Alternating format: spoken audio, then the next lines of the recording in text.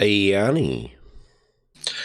It's been a tough 24 hours here, fighting hate from all around the world. All because we shared the lived experience of a young person in Scotland. Welcome, everyone, to a very special episode 80 of the Unmonetisables podcast, the official podcast of the FAWK Chronicles and Stepsister podcast, the Indi Scots Network, Scots Soul podcast, and CD Uncle podcast to the unofficial official podcast. My name is Cpt Privilege, and with me, through no choice of his own, Grandmaster Tech. Every week you're just getting so much closer to forgetting that entire spiel. You think so? I read that when I didn't even read that. That was off the top, mate. That was fucking it was off the top. It was. And speaking it off, Dr. Darkside can't be with us at the moment. He is feeling the injuries from his comments made last week. The Mrs. Dr. Darkside, let's just say, heard his comments on certain types of spousal abuse and decided to take her own vengeance out and kicked utter fuck out of him. He's on vacay. So, yeah, he's on extended hiatus.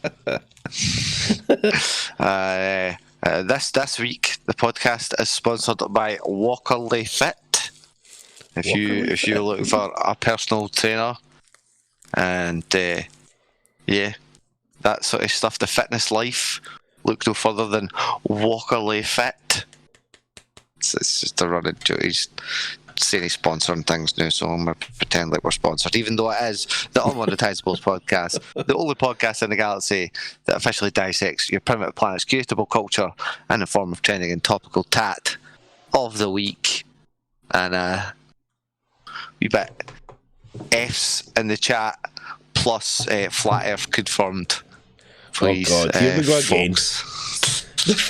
Well, here we go for the last time, arguably, as the one and only Mad Mike Hughes has passed away last night. Flat Earther, who's famous for being a rocket enthusiast and planning to prove that the Earth is flat by flying to the edge of space in his homemade rocket, and unfortunately it launched so hard that the parachute ripped off. And rip Mad Mike Hughes, folk. He died doing something he loved. That's all that really matters. Yeah, you know what I mean? It's true. Like, you know, not the several quotes he made about gravity not being a thing. But obviously that's just fucking baller skeptic chat. To be honest, what I would say is, globalist chat. I would say that he's quite possibly just pung off the dome. He's actually got too high, too fast, and that's what happened. He was taking it, assassinated by the dome. No, did you know what's under the dome? I fucking love that show. No, I'd comment there. It's just no harm. Okay, well, in that case, moving on. Out of respect for the lack of Darkside and the lack of time and the lack of flat Earth confirmation, we're just going to get fucking busted straight in to Twitter moments because I've got. Aye, it's like that. It's like that. Straight into Twitter moments. Right off the bat. Well, if someone's alarm had went off this morning. It did go off. Oh, it didn't. It did, so or it didn't. I'm not sure.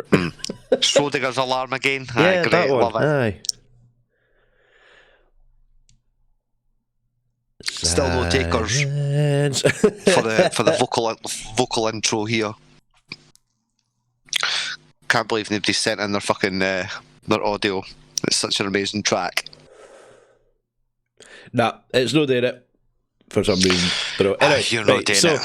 Twitter moments it's working. Twitter moments. Anyway. Twitter moments, it's working. It's the spoken word album, right? Okay. Biologist Richard Dawkins takes suggesting eugenics would work for humans sparks criticism. Really? I mean, I suppose like horse breeders have been doing that for centuries, so I guess, maybe? Horse breeders. How and why would you know about that? Answer, furry fandom. You Come on, fucking have you degenerate. seen some of the random-ass dog breeds are coming out with now? No. That's like eugenics gone wrong, like. I don't know what fucking Dawkins, like, everyone sucks up Dawkins as, oh, debate a bunch of religious fucking, and folk clapped when he said something really fucking, just not facetious. Yeah, he got them, yeah. He's such a dick. And then he just, like, I love the fact folk can make mildly shitty jokes or ball hair inappropriate statements and get fucking cancelled, where this motherfucker's literally walking about talking about, maybe the Nazis weren't all that wrong, you know what I'm saying? Nah, well, And everyone's like, oh, it that. sparks criticism. His take, not in quotations, it's not quote unquote take, like the way if it was a quote unquote joke. Fuck that. Fuck him. Fuck Dawkins. Well, this is a godly podcast. That's one of those big questions, though, isn't it? It's like, right, so, okay, eugenics could be the answer to making us stronger, fitter, faster, more intelligent. Yeah, calm down, Thanos. But diversity? Not so much. Well, if you're going to give me fucking a goddamn choice, I'll have diversity over fucking the Dawkins Thanos snap. Well, aye, that's it, isn't it? Fucking eugenics. Aye. You first though, Pally. I bet fucking gauge you up and down the wall in your heart, far for the goddamn fucking prime of the species. Bet he's got a fucking swollen amygdala like a goddamn baseball bat. Bat. That's right, aye. Right up to his entire stem. Right up to his spine. That's how swollen his amygdala is. For his fucking brain to the arse tail of his brain stem. Well, from one salty comment to another, Greg James no-shows Radio 1 breakfast the day after Brit Awards. I mean, how dare he? And, like, so when the fuck was Twitter moments in the press and the business is snitching folk in for a night off, for getting too pissed, for dobbing folk in for dogging work the next day, taking a sickie because you're too hungover. This is the worst thing, right? Adele Roberts pulled an overtime shift on Radio 1 as 6:30 a.m. rolled around and there was no sign of the usual breakfast host. Aye. Yeah. Okay, like, dude might have been ill. I bet it was. Too many fucking squashed frogs. Exactly. Maybe the football was on. Nah, he's fucking rolling about with some fucking Brit Award fucking Pop-Tarts. We're fucking rolling about the streets spewing down some back alley. Honestly, I just don't understand. Like, why is that? Is that news? Is Greg James that popular? No? Again? That is a question. Was he ever that popular? What? Was Radio Was he 1 missed that much? Was the bird that bad before him that they're like, oh god, we've got to listen to a couple hours of her? No way. Where is he? He was at the Brit Awards last night. He's fucking dogging it. Skiving bastard. You're on air slapping the wrist now after posting that. Where were you? Hey. He's going to come back and be like, well, actually, I shat myself. Straight up on air. Well, this is what happened. So, I was holding a can and, well, you know, one thing led to another and I crashed my car. I snorted so much cocaine, I forgot I was too drunk to drive. I fell asleep in the car, accidentally fucking woke up, bashing my head off the horn, and then made myself shit myself. So I couldn't come into work because I was in the car park, hungover, wearing the same clothes as yesterday, smelling of shite. Well, talking about from one Brit Awards to another, Lizzo is looking like a snack at the Brit Awards red carpet. You're not saying it right. You need to say it right. Lizzo was looking like a snack. Fucking next picture is actually the full dress. Oh, is it? Yeah. Right. Okay. So let's see. You do want to see, to be quite honest. For audio listeners, Lizzo is wearing what could only be described as an avant-garde dress with finer tailorings from Nestle, the famous. It's an M&M's wrapper. That's the one. That's it. It's even got a barcode. Well, it's Sage. It's an absolute snack. What happens if you scan it? Does it come up? Fucking sweetie wrapper. What happens if you scan it? Does it come up like, double crispy or something like that? Double crispy M&M's. It comes up. I just took a DNA test, found out. I'm 100% that snack. Ooh, child. Don't get me wrong. Songs. Don't get me wrong. It's nowhere near as bad as the meat dress. Well, but wow. Okay, that's a first. I've never seen a sweetie wrapper as a dress. That's actually quite funny.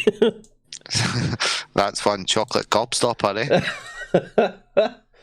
Well, talking about a gobstopper, Ninja says that not getting angry after losing suggests a weak mindset. Fucking right, man. GG. GG or get the fuck out, bro. Keep your eyes peeled for the new show I'm working on called the Greatest Gamer of All Time. Or Gamers of All Time. Yeah, it's going to be that type of fucking mindset, right? Do you know what I mean? If they do not get angry after losing, when you stop getting angry after losing, you've lost twice. Yep. Okay, so the mindset has changed away from sportsmanship to getting angry when you've lost. This is fucking just sportsmanship. Come on now.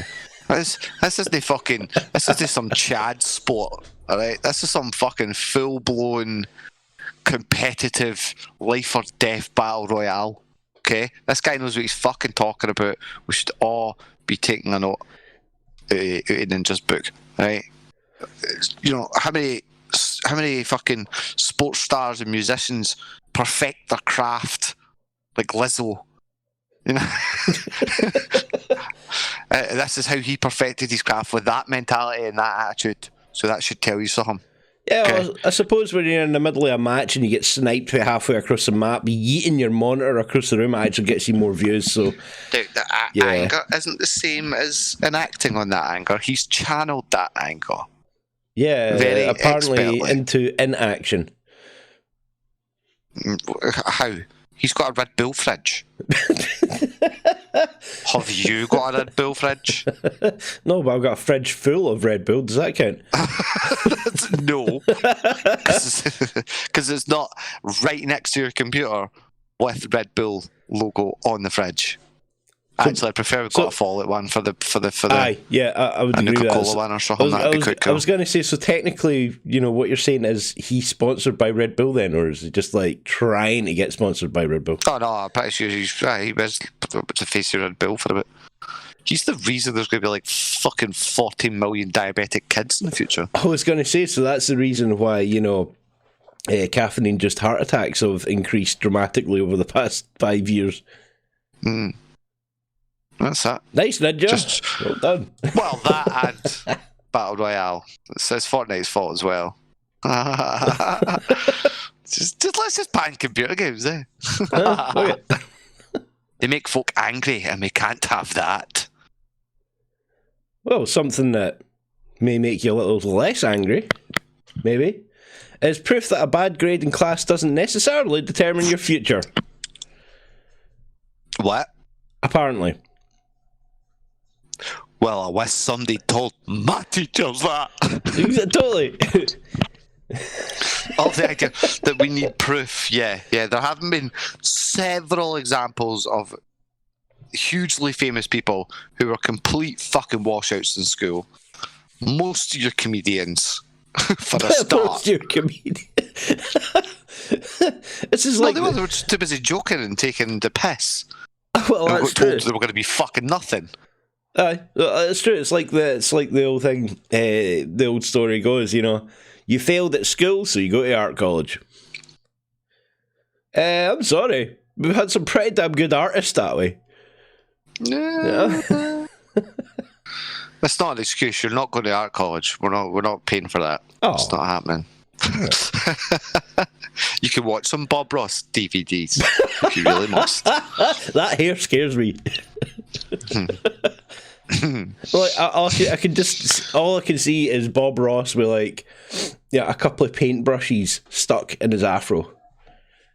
It looks like if you took Jeremy Clarkson and put him in like a tumble dryer.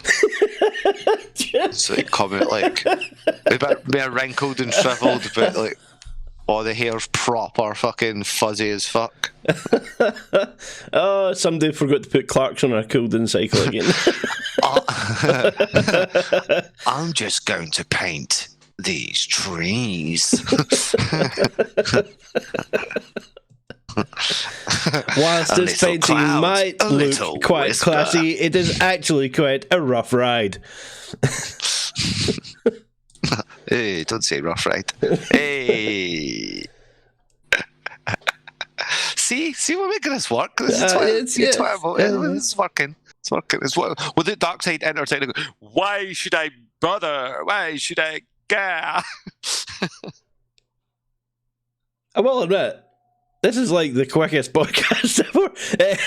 This isn't the last one. There's plenty there. There's plenty there. Plenty. Right, we better wrap it the fuck up because I did need to get my arse over to the Indi Scots headquarters to round off our full weekend at Gameblast fundraising, which I'll just intersect to say we helped raise over 260 by the second night, 260 quid, which added to the Gameblast total of all the streamers all over the world. And Saturday morning was at 70 grand, and as of this morning was sitting at 160 grand. Remember, last year's total was just 100 grand. We've already fucking smashed it, and we're going for the Wheel of Fortune today. So you won't see any of that, but you may see some highlights by the time this comes out. I hope you remembered last week when I mentioned it to tune in. But maybe you didn't hear the audio because somebody didn't upload episode 79. I don't know. Yeah, it wasn't a question. Just like, it was a statement. Someone didn't. Just getting called out on air and shit. Yeah. Start Schrodinger's fucking upload. Yeah, just call me Greg. I'm just remembering. It's called a Greg. Right, let's go. So a Greg way. Scenes from the filming of the Batman reveal a new Batsuit. Part of me wonders if that's because they really, really had to pad it a lot. Well, the next one's an actual picture, and he does look a bit paddy daddy like. I was talking to a few folk last night about it, and on the bike he looks like the Michelin Man. What will he be saying? What we were talking about is, I really want an artist. You know those anatomy of such and such kind of pictures that they come up with? Like the anatomy of a chair, the anatomy of a Pokemon, that kind of shit, right? I want them to come up with the anatomy of Batman's, and it's just a cross-section of the suit and how much rubber is in between the person inside and the outside of the suit. And it's just like the original Michael Keaton has got a fair bit of padding, and then the next one is a little less. Next one's a little more, a little less, a little more, and then this one is just like all rubber with a stick in the middle.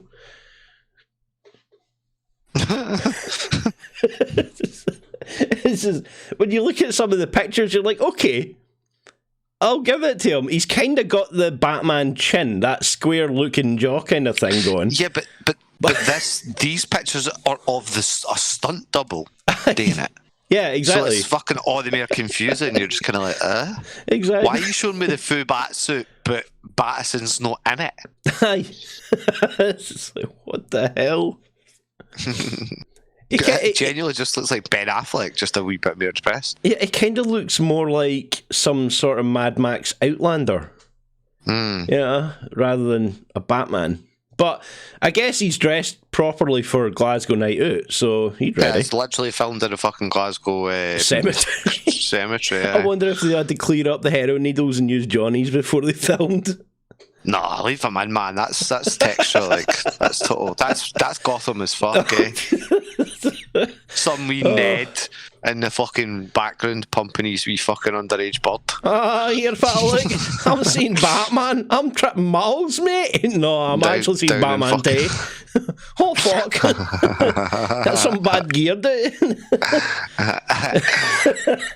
This is when did Ket start making you fucking see Batman? I thought that was a Superman tab I took.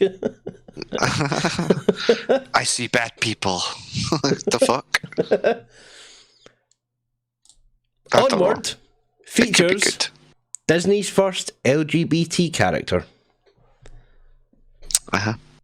And for those listening to the audio version, it is what can only be described as if you took Leela from Futurama, made her pink, thick, and with a unicorn horn, and then Monsters Inc. kind of CGI horror. Yeah. I don't what's the why? Why? Yeah. So let me get it straight, right? We're trying to normalize things, but let's do that by making this character literally the most abnormal, like a fucking unicorn horn, unifucking eye. Would you call him? What, a Cyclops? Yeah, that one. Like, like historically speaking, it's like the more fucking. Is it some sort of weird subliminal non-binary thing? The weird thing is that in so many historical Pixar and Disney films, you have had those characters that, whilst not outwardly saying that they're LGBT, they kind of do act like it. Like, you know, maybe that male character is just a little bit more flamboyant. Is just naturally that camp. Woody's not gay with Buzz. Stop it. Stop. I was not hinting at that little side story, but okay. No, but like... that is the fandom. Anyway, there's loads of characters that could be considered... What was it? How was people putting it in the past? That... What was it? Alternative? Is how it was being put. Living an alternative lifestyle. Yeah. Yes. Alternative. That's just like one step away from being called different. You know?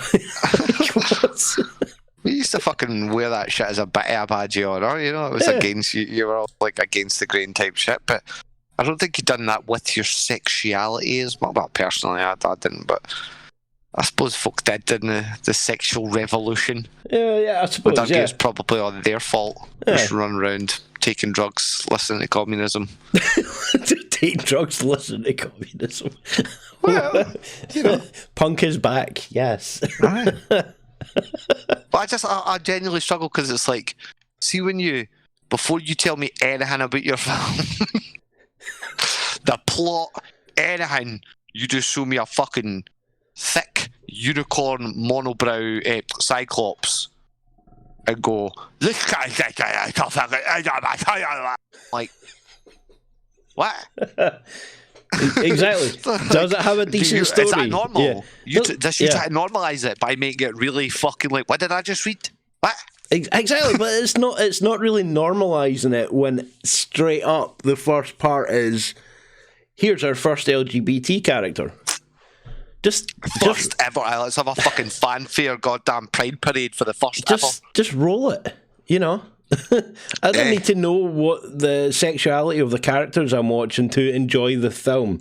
Oh, I thought it was like watching that Lock and Key and like fucking spoiler alert for him that it has age. It's not a huge thing, but basically there's a segment in one of the episodes where a lassie she's been going kind of backwards and forwards between two guys, no cheating, but on the cusp of who the fuck's she dating type banter. Yeah, and she literally gives it the fucking Chase and Amy like, why should I have to choose?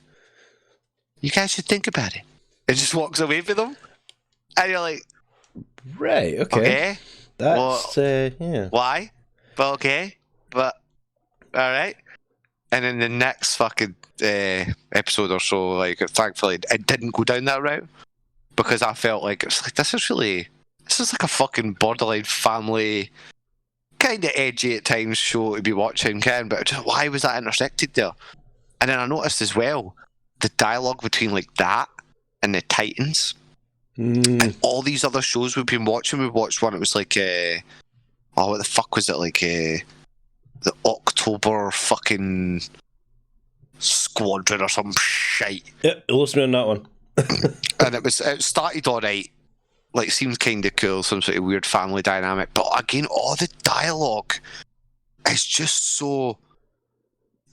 why don't, like, I've just, the first time I've met you, yeah? I'll just say something really innocuous and witty about something that no one really would really know about, and then look at you, like, it's this thing that gets me a chance to explain what the thing is. Oh, you know? One of those, right? That makes me seem like a really interesting, quirky character. Yeah. I mean, every fucking one, though, bro. Yeah, we couldn't figure out a way to squeeze this in, so we're just going to awkwardly just cram it in there somehow. They get the worst dialogue, they get the worst fucking production, and then, like, fucking without fail, they're gay. And it's not, no, I'm gay. It's, big flirty, big reveal, they're gay. You're like, see, well, you're actually making me not like this character, and it's nothing to do with the fact they're gay. You're making me not like this character because you're literally making a fucking point of making this character someone just so that you can say, look, gay character. Well, that's it's fucking not working. It's not working. Yeah, I keep coming back to the show The Magicians, and every time I think about that show, I'm like, okay, besides, you know, some potentially story jankiness in season 2, there was nothing about season 1 of that show that made me feel this is getting actually a bit awkward.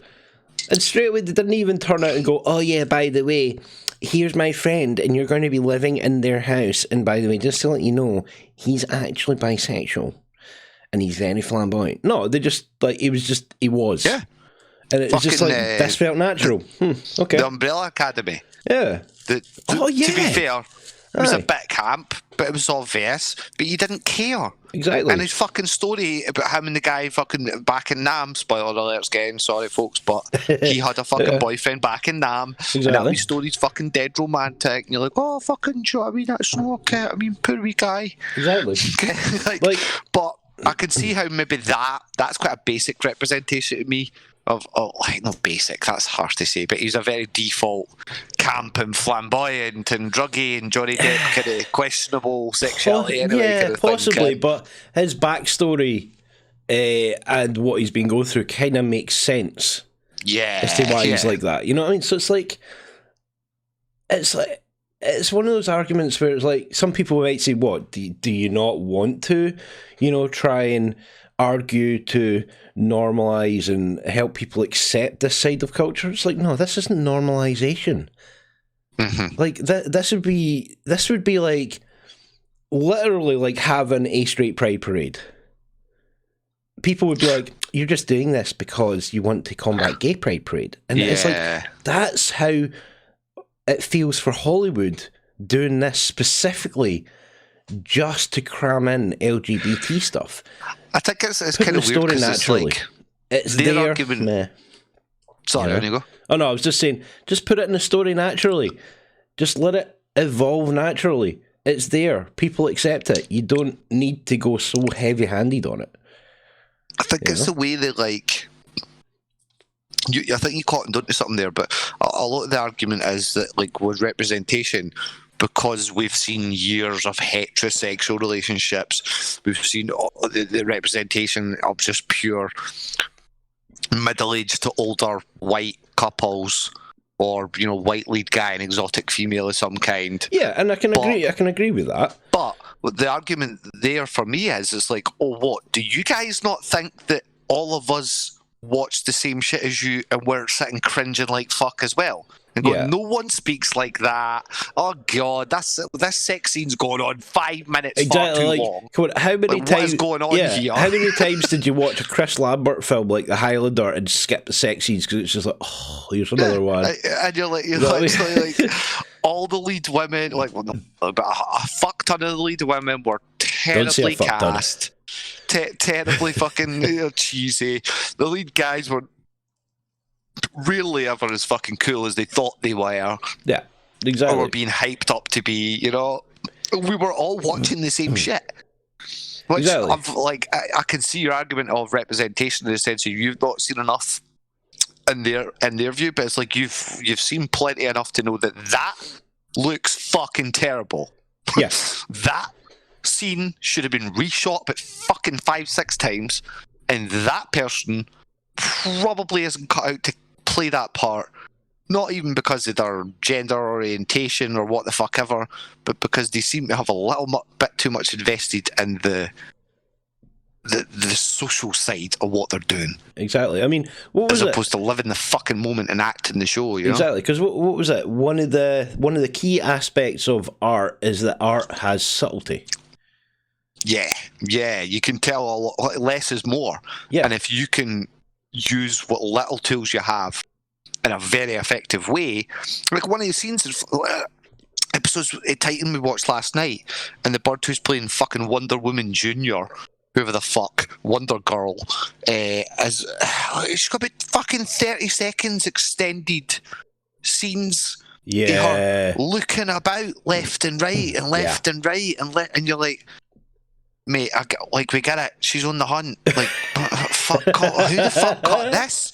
Who the fuck cut this? You just put that in to pad the fucking thing out. Exactly. And it makes her look like a fucking divvy, because all she's done all episode is walk about phoning Dick Grayson going, Dick, pick up, Dick, pick up. I'm just like, really? Looking left and right, sighing it. Oh, man. The first season was so much better directed somehow. I don't know how. I suppose it's kind of a bit of if, for example, you made a film and you were basically inclusive to everybody, right? And it was what it was. Mm-hmm. You didn't try too hard one way or the other. You give people the chance to be sitting there going, this is actually quite interesting. Oh my god, right? Oh, he's gay, and somebody else is going, called it. Yeah. But later on in the film, they're like, oh, she's straight. Called it. That's the balance. It doesn't even matter. It gives people the opportunity to try and figure it out. But also at the same time, it's like some people's arguments about feminism right now. It's like when it pushes to swing the complete opposite direction instead of just fixing it. What's the old saying, like, you can't lead a horse to water or some sort of shit? But you can drown the fucker. That's basically what they're doing. Edgy. That's essentially, nobody likes to be told what the fuck to do. But if you allow them to discover it or understand it in a way that makes them feel like they've figured it out for themselves, exactly, they'll feel a lot better about it, because they'll feel fucking smarter. They'll feel that they've actually came to the conclusion themselves. Exactly, come on. And have had a moment. Exactly, come on. Haven't they learned from older Star Trek episodes when you're sitting there going, it's them, that's how you fix it, you fucking do that to the warp drive, and that's how you make the ship go, and then 10 minutes later somebody goes, oh, we could do this, and you're like, yes, got it. Everybody knows it, everybody knew that's what to do, but yeah, it kind of made you feel like, I know this shit, I'm good at this. Really, they just led you to it. But, yeah. So I think would be a good time to announce now the reason we're ranting and riffing like this, that Grandmaster Tech is yet to be aware of. Another one of the shows that we're actually working on here on FAWK Chronicles will be our new show where two guys who have never written a script or written a show before outside their YouTube stuff are going to sit and give out free fucking script ideas. And the show's premise is going to be, we'll come up with some cool kind of concepts for writing props for folk that are stuck and don't, you know, that kind of fucking, what do you call it, writer's block. But then we'll do our old shit we used to do with the casting, where we'll do some spoof ones, some daft ones, throw in some reboot ideas, throw in some computer game ideas, what would be funny to come away with. What do you think? Have I cut it? It's a bit of spoiler alert for me, like, but yeah, that's happening. It's sounds happening. alright to me. I've told you it's happening this year. Darkside turned his back. He's currently in his fucking hibernation chamber. He's fucked. That's it. I have control. Yeah, Complete control. No But idea I how think it'd be a long cool the timer's set on that chamber. It could be another Philip J. Fry going on, but who knows? Philip J. Fry. I don't know what's worse. The fact that you're referencing Futurama characters as if they're real, or that you know his fucking middle name. Right. Well, his middle name is Moving just on, J, because we've still got Twitters there. Aye, so Trinity College, last few Cambridge responds to Extinction Rebellion's protest on their lawn. I do love this one. Like, and the next one's actually the response. Okay. Let's bring up the response. And I shall read it out for the audio listeners. The college respects the right to free speech and non-violent protest, but draws the line at criminal damage, and is liaising with the police. Trinity academics are engaged in research to understand and develop solutions to climate change, and the college fully supports at Cambridge Zero. Right. I can't disagree with them here, because, wait a minute, you want to protect the environment by ripping up the environment. Yeah, you got to break some eggs to make some.